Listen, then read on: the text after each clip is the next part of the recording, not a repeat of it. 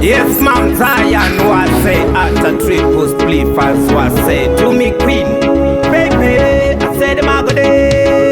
Sandakareva kana moyo ndo tusikira. Aisi numbia unoda kutukwizira. Dinongodana sitana kupanda pirira. Ludo ratenzi vanosiwa zawaitira. Watoni gumagana hana inotinira. Mudiwa wanga una ludo rakazikira.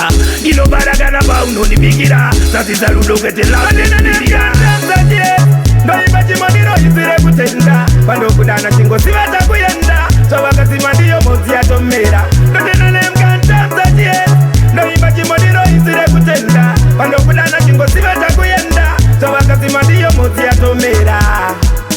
Aisilabye kugaro konda uwe. Atide umwe uzomuonera kure. Wandakapiwa ndibobura uwe. Boda kupusa kuti bose batitaure. Kana nemezo mudiwa atinyure. Rudo rwedu wapananga ture. Safety company nongoti tora uke. Dakato simba ndinamirire mune. Ndoimba chimoniro isire kutenda. Pando kudana chingo sivata kuyenda. Chawakasima ndiyo mozi yatomera. Ndotenane mkanta msatie.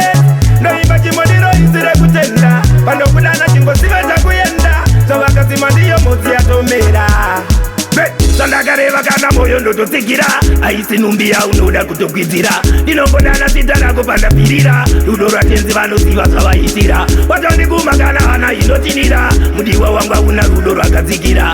Dinobaragana pa unonibikira. Sasiza ludo ketela. Ndoimba chimoniro isire kutenda. Pando kudana chingo sivata kuyenda. Chawakasima ndiyo mozi yatomera. Ndotenane mkanta msatie. Ndoimba chimoniro isire kutenda. Pando kudana chingo sivata kuyenda. Chawakasima ndiyo mozi yatomera. Aisilabye kugaro konda uwe. Atide umwe uzomuonera kure. Wandakapiwa ndibobura uwe. Boda kupusa kuti bose batitaure. Kana nemezo mudiwa atinyure.